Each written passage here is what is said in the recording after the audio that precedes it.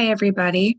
It is a pleasure to be here with you all today. My name is Karyn Bishof. I am the founder of the COVID-19 Longhauler Advocacy Project, a Florida nonprofit whose mission is to advance the understanding of long COVID and expedite assistance to long haulers through advocacy, education, research, and support. After getting COVID-19 in March 2020 while working as a firefighter paramedic in South Florida, I developed long COVID, which for me and many others is a collection of post-viral illnesses with dysautonomia, ME/CFS, and MCAS being some of the most common.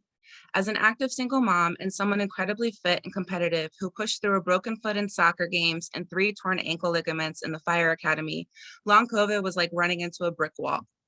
In the past, I may have been able to climb over that wall or break it down. That's no longer the case.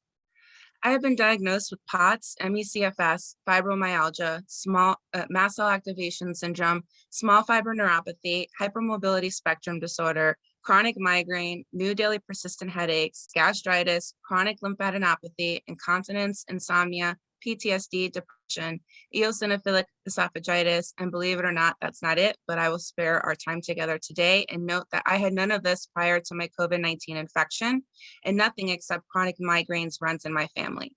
Had it not been for thousands of people flooding the internet with their stories, and organizations like ME Action, Solve ME, and Dysautonomia International, the long COVID community would not be where it is today.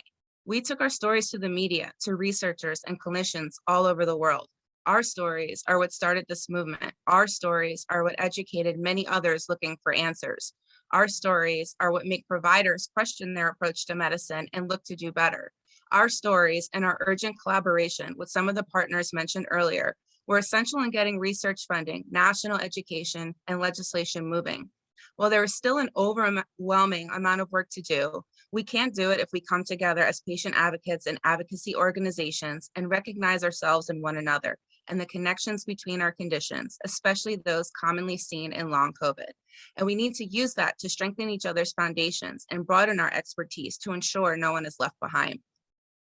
The long COVID community and the movement can change the approach to post-viral medical care, research, education, and advocacy.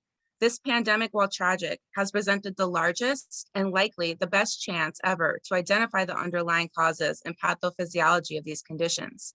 Now we need everyone else to help us prevent this opportunity for change from slipping through our fingers as the United States shamefully moves into its endemic stage, forgetting the 8 to 36 million long haulers in the US alone as everyone else begins to enter their endemic stage. We need to not let down the millions of patients in each community mentioned here today who are hoping long COVID research can bring answers for them as well. I implore everyone here today to evaluate their approach to advocacy and providers their approach to clinical care and research by ensuring that when we discuss long COVID, we discuss it as a systemic illness, one that encompasses several known post-viral conditions to ensure we are leaving no one behind. I urge everyone here today to utilize and embrace cross-community education and awareness and to offer support and collaboration to one another. We cannot and will not let the discussion around long COVID and post-viral conditions be erased. Thank you.